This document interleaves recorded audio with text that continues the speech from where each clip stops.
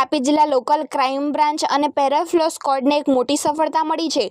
પોલીસે તાપી જિલ્લાના વ્યારા, કાકરાપાર, વાલોડ, સોનગઢ તેમજ બારડોલી ગ્રામ્ય પોલીસ સ્ટેશન વિસ્તારમાં થયેલ કુલ 12 જેટલી ઘરફોડ ચોરીના વણશોધાયેલા ગુનાઓનો ભેદ ઉકેલી નાખ્યો છે।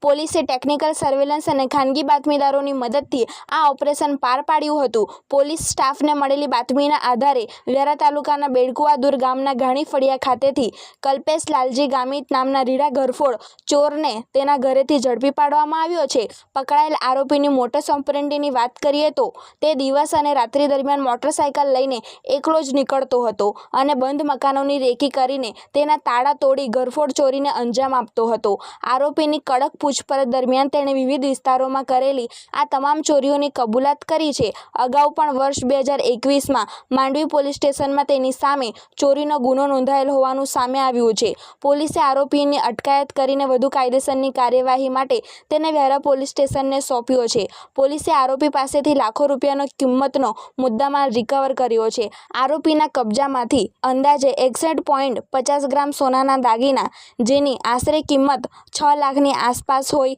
તેમજ 900 ગ્રામ ચાંદીના દાગીના કે જેની કિંમત 1.5 લાખ રૂપિયા જેટલી હોય એમ મળીને કુલ ₹7,58,135ના મતાના ઘરેણા જપ્ત કરવામાં આવેલ છે।